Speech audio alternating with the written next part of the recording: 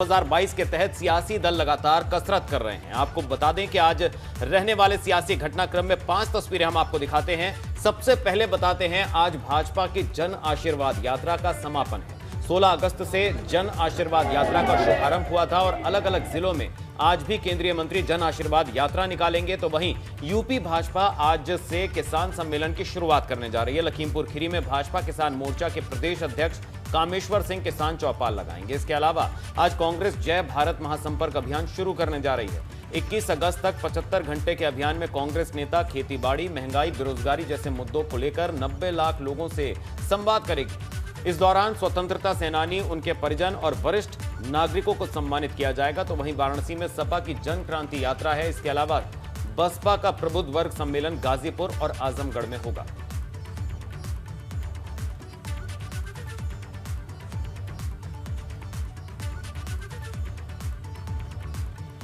तो भाजपा की जन आशीर्वाद यात्रा का आज समापन है। मिर्जापुर में जन आशीर्वाद यात्रा का समापन करेंगे अनुप्रिया पटेल। बीएल वर्मा की जन आशीर्वाद यात्रा का बदायूं में समापन होगा।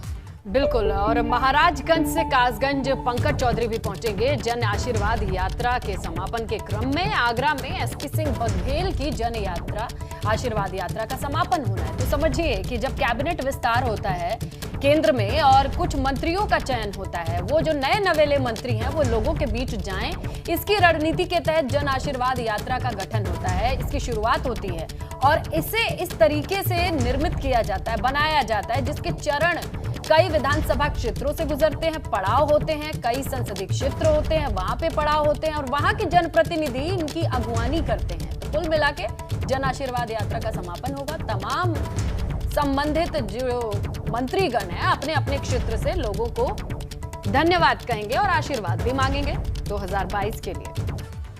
जी बिल्कुल स्नेहा। और मिर्जापुर में बसपा के प्रबुद्ध वर्ग सम्मेलन के दौरान सतीश चंद्र मिश्र ने सपा सरकार पर हमला बोला। सतीश चंद्र मिश्र ने कहा कि सपा की सरकार में ब्राह्मणों की हालत अच्छी नहीं थी। 2022 में नेताजी ने कहा कि ब्राह्मणों का कोई काम नहीं होना चाहिए। इसके अलावा उन्होंने कहा कि सपा सरकारों में ब्राह्मणों की उपेक्षा की गई और आज सपा बीएसपी के ब्राह्मण सम्मेलन की नकल कर रही है। जाहिर है अपनी सरकार में समाजवादी पार्टी ने जब जब इनकी सरकार बनी, पहले भी और बाद में भी, तो चाहे ब्राह्मण समाज के लोग हो, चाहे दलित समाज के लोग हो, ये उनके हमेशा पहले ठिकाने पे रहे। और 2012 की सरकार में तो मुखिया ने स्वयं कह दिया था अपनी मीटिंग में कि ब्राह्मण समाज का कोई काम नहीं होना चाहिए, इनका काम नहीं किया जाएगा, और ये अखबार में भी छप गया था। उसके बाद उसकी बड़ी लीपापोती करते रहे। आज जब ब्राह्मण समाज इकट्ठा हो रहा है, जब एक साथ हो रहा है, एकजुट हो रहा है, इन अत्याचारों का बदला लेने के लिए तैयार हो गया है, तो फिर ये लोग कहते हैं कि नहीं नहीं, हम भी ब्राह्मण सम्मेलन करेंगे, हम मिश्रा जी के पीछे पीछे चलेंगे।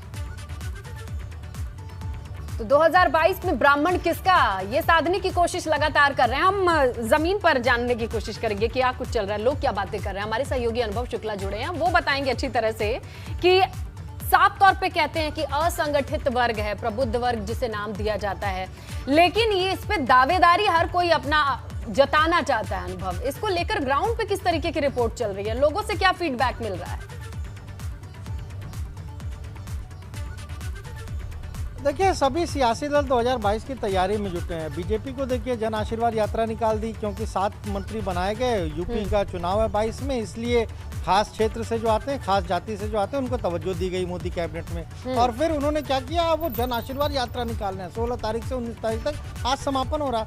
उद्देश्य यही है कि कैसे जनता के बीच जाया जाए, खास तबके के जो वोटर हैं उनके बीच जाया जाए, उनके बीच अपनी पैठ बनाई जाए, सरकार के कामकाज को बताया जाए। बहुत सारी जगहों पर आप मुजफ्फरनगर की तस्वीर देखिए, उमेश मलिक का क्या विरोध होता है, किस तरह से किसान विरोध करते हैं। ये फीडबैक बीजेपी के लोगों के पास भी है कि कहीं ना कहीं जनप्रतिनिधियों के खिलाफ लोगों में गुस्सा है, और इसीलिए 22 के पहले एक माहौल बेहतर करने के लिए ये जन आशीर्वाद यात्रा निकाली गई। प्रदेश के अगर हम कहें तो 120 विधानसभा क्षेत्रों में ये गई, 35 लोकसभा क्षेत्रों में ये यात्रा जाकर आज समाप्त होगी।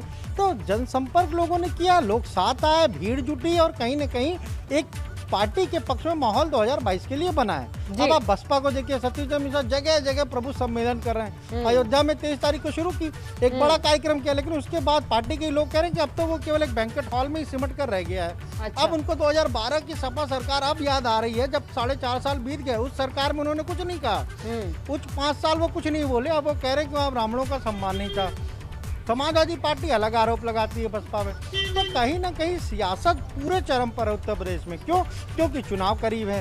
हर पार्टी, अब समाजवादी पार्टी के 2 सहयोगी दल हैं, वो अलग अलग रथ यात्रा निकाल रहे हैं, जन क्रांति और जन आक्रोश यात्रा निकाल रहे हैं। वो बीजेपी को घेर रहे हैं। ये जाहिर तो है कि सियासी दंगल और अखाड़े में सभी पार्टियां उतर चुकी हैं और अपने अपने वोट बैंक को साधने की कोशिश में जुटी हैं, और यही दंगल चलता रहेगा। दिलचस्प होता है उत्तर प्रदेश का चुनाव, उसी के तहत ये तस्वीरें, रैलियां, पार्टियां, सम्मेलन चलती रहेंगी। आपका शुक्रिया अनुभव तमाम जानकारी के लिए।